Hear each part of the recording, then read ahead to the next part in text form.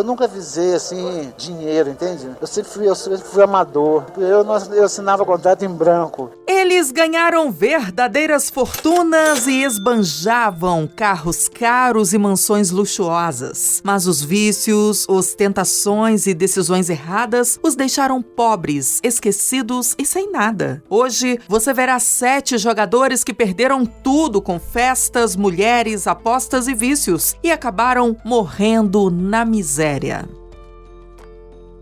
Diego Armando Maradona, ou simplesmente Maradona, é conhecido por ser, sem dúvida alguma, o maior jogador de futebol de todos os tempos da Argentina. Para muitos, ele é o melhor da história. E é fácil saber por quê. Suas conquistas no futebol, com títulos como o da Copa do Mundo de 1986 com sua seleção.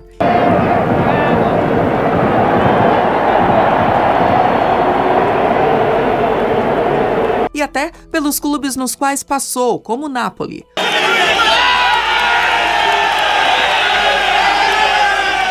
Onde viveu sua melhor fase e venceu títulos de expressão, que, somados ao seu talento, evidenciaram uma genialidade nunca vista, o imortalizando no esporte mais popular do mundo. No entanto, fora dos gramados, sua vida foi marcada por polêmicas e excessos, num comportamento muitas vezes autodestrutivo. Isso porque é de conhecimento geral que Dom Diego, durante sua vida e ainda enquanto atleta profissional de futebol, teve problemas com substâncias ilícitas, o que o levou ao vício e a uma longa batalha em busca da cura, fazendo com que sua saúde fosse drasticamente prejudicada. Junto a isso, o seu lado financeiro, já que seus excessos não ficaram apenas no vício em narcóticos, foi arruinado pelas festas, luxo e até mesmo por adquirir problemas de ordem fiscal, uma vez que Maradona sonegou impostos em seu período na Itália, o que mais tarde lhe rendeu multas de cifras milionárias. Apesar de tudo, o craque acumulou uma verdadeira fortuna ao longo dos anos, mesmo que tenha desperdiçado bastante desse dinheiro. Assim, podemos dizer que seu maior erro foi se exceder em seus comportamentos. Maradona nos deixou em 25 de novembro de 2020,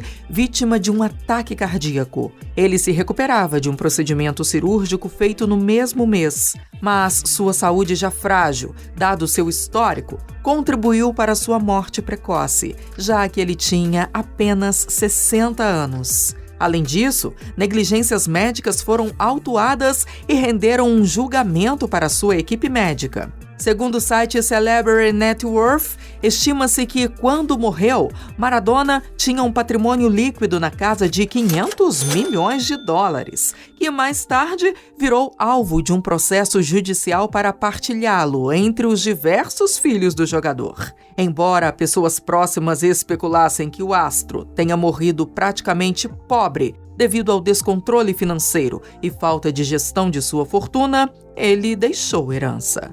Manuel Francisco dos Santos, ou Garrincha, como ficou mais conhecido, também tem sua história bastante contada, pois o profissional se tornou inesquecível. O anjo das pernas tortas foi um verdadeiro craque da bola, com muitos até mesmo colocando-o acima do Rei Pelé.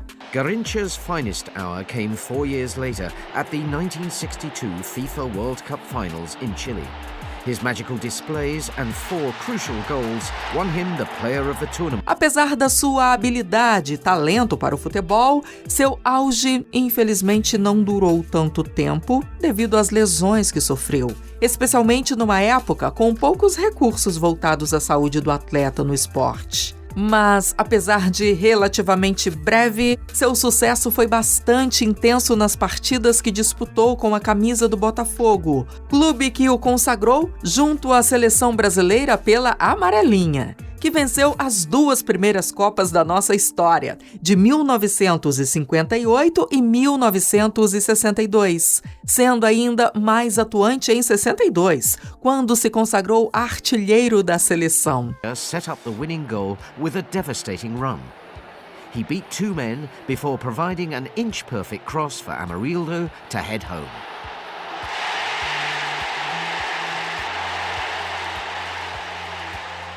E apesar de ter criado uma história linda e que jamais será esquecida no futebol, sua vida pessoal apresentou outro lado, um triste, e que terminou de maneira lamentável. Mané teve problemas com o alcoolismo, e mesmo que não se tenha números exatos sobre quanto ele ganhava com o futebol e quanto conseguiu acumular, sabe-se que ele nunca chegou a ser um milionário, mesmo porque naquela época o futebol não dava tanto dinheiro como nos dias de hoje, especialmente no Brasil. Sabe, eu sempre fui uma pessoa que eu nunca visei assim dinheiro, entende? Eu sempre fui amador.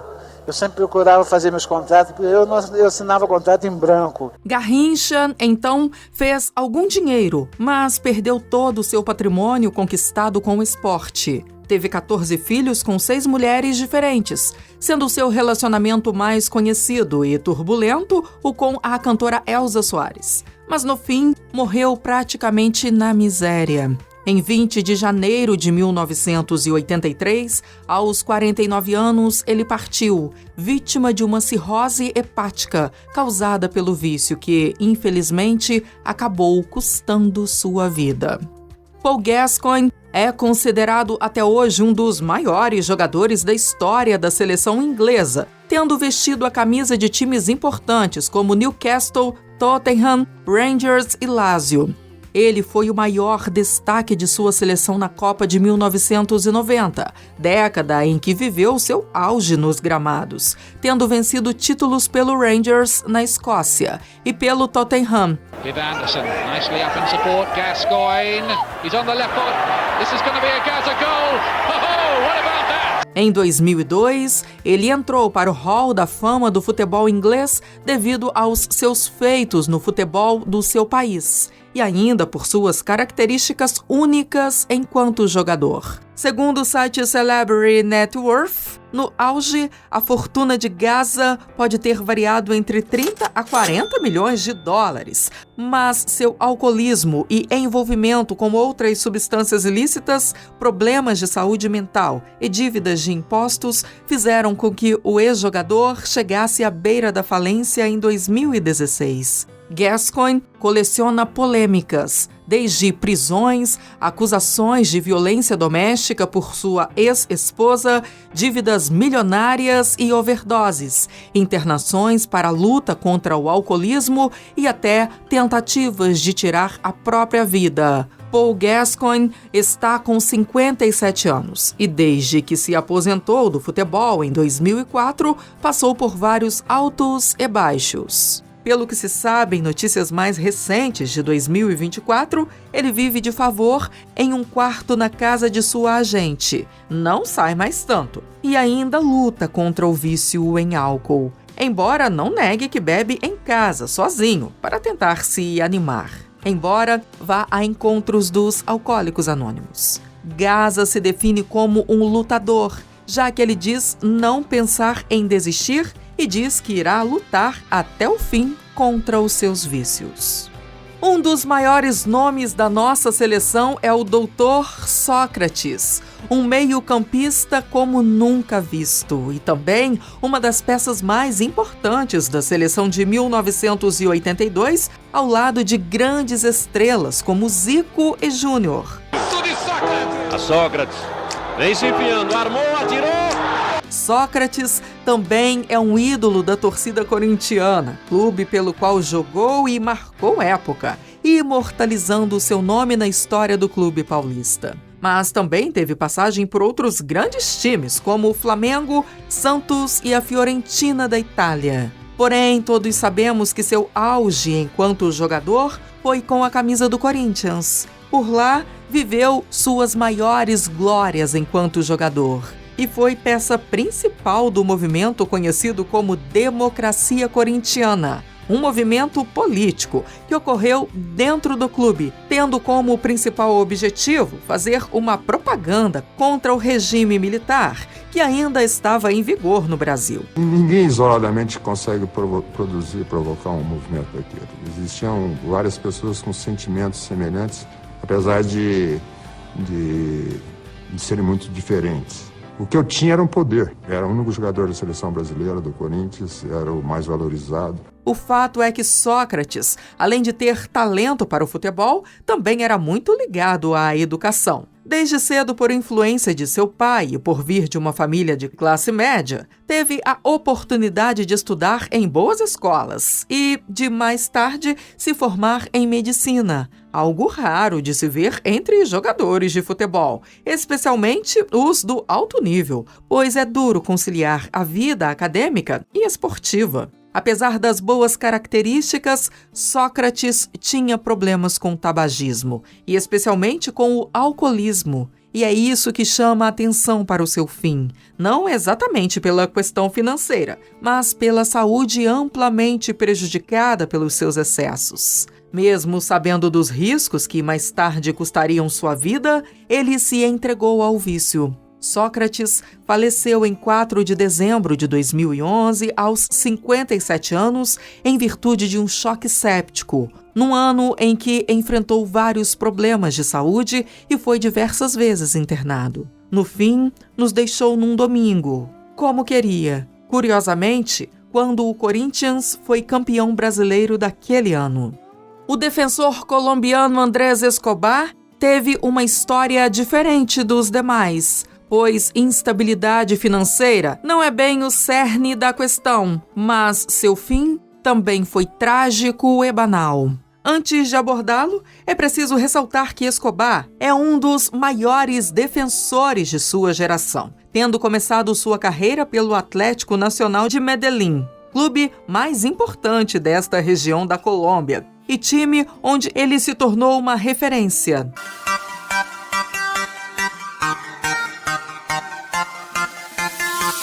Andrés iniciou sua carreira profissional na temporada de 1988. Participou do grupo campeão da Copa Libertadores na edição de 1989, mas mais tarde esteve presente na lista de convocados para a Copa de 1990 na Itália. Ele vinha se tornando um dos zagueiros mais notáveis do mundo naquele momento. Mas tudo isso estava prestes a mudar com a Copa de 1994 nos Estados Unidos. A seleção colombiana vinha numa incrível crescente, sendo apontada como uma das possíveis surpresas daquele Mundial. Isso até o fatídico jogo contra a seleção dona da casa, quando Andrés tentou cortar um cruzamento desviando o trajeto da bola e fazendo ela ir parar no gol de sua equipe, o que o levou a marcar um gol contra. Assim, o placar terminou em 2-1 para os norte-americanos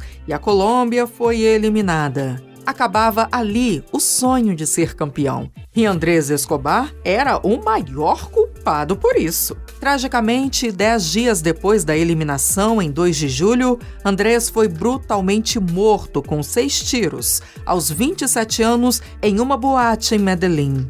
O crime abalou a Colômbia. Milhares de pessoas cercaram desde cedo o teatro da cidade, onde Escobar está sendo velado. As seleções que jogaram hoje pelas oitavas de final da Copa fizeram um minuto de silêncio em homenagem a Escobar. A versão oficial conta que membros do narcotráfico local fizeram isso por retaliação aos acontecimentos na Copa, por terem perdido muito dinheiro nas apostas feitas.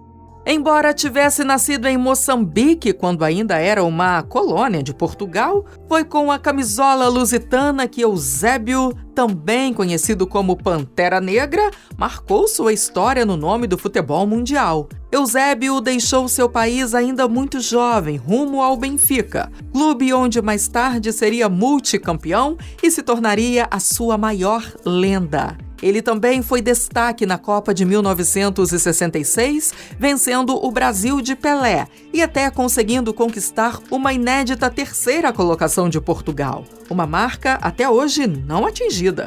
No ano anterior, em 65, havia sido o Bola de Ouro daquela temporada, a honraria individual máxima concedida a um jogador de futebol. Por muitos, ainda é tido como o maior jogador português de todos os tempos. Mas apesar do sucesso no futebol, Eusébio não deu tanta sorte assim em suas finanças, apesar de imaginarmos o tamanho da fortuna que o esporte lhe proporcionou ao longo dos anos. Infelizmente, o craque perdeu muitas de suas propriedades quando seu país de origem se tornou independente de Portugal. Além disso, por implicações políticas, devido à ditadura de Salazar, o jogador não pôde deixar o futebol português, mesmo com propostas de outros grandes times europeus, o que lhe impediu de ganhar ainda mais dinheiro. Os maus investimentos também foram outra causa para a diminuição considerável de seu patrimônio. Mas, no fim das contas, Eusébio não chegou a ficar na miséria. Porém, viu suas economias encolherem consideravelmente. Ele faleceu em 5 de janeiro de 2014, aos 71 anos, devido a uma parada cardiorrespiratória, que pode ter sido causada por problemas respiratórios desenvolvidos após o AVC sofrido em 2012. George Best é outro caso emblemático quando o assunto são as consequências do poder, dinheiro e fama na mão das pessoas. Este norte-irlandês é considerado um dos maiores jogadores da história do Manchester United e foi um astro do rock que desfilou com seu futebol elegante nos gramados europeus. Gibbons on his right. Best again. A glorious goal by Best. What a magnificent goal by Best. A masterpiece of a goal by Best. Straight never goal.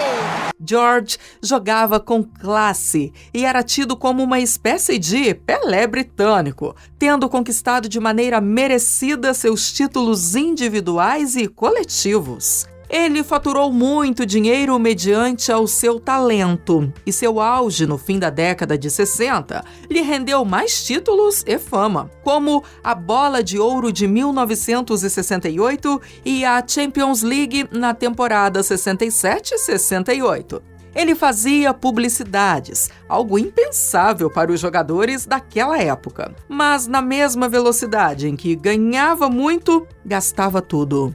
George pecou pelos seus excessos, pois suas paixões estavam nos carros de luxo, nas mulheres e nas bebidas alcoólicas, em uma vida tão desregrada para um atleta de alto nível, que não poderia lhe render nada mais, nada menos do que o vício e problemas com álcool, algo que mais tarde lhe rendeu uma cirrose. George ainda passou por um transplante de fígado no início dos anos 2000, mas sem deixar a bebida de lado, indo contra as ordens médicas. Com o tempo, o craque perdeu toda a sua fortuna devido à sua vida desregrada e vícios. Por isso, acabou falecendo em 25 de novembro de 2005, aos 59 anos, em Londres, devido à múltipla falência de órgãos. No fim, George Best viveu uma vida intensa e desmedida, algo que gostava, mas aparentemente se arrependeu, pois em seu leito à beira da morte, ele disse aos fãs: "Não morra como eu." Você acha que esses craques poderiam ter evitado esses destinos? Me conte nos comentários. Não esqueça de se inscrever e deixar o seu gostei. Separei um vídeo para você. Ele está aparecendo aí na sua tela. Te vejo lá.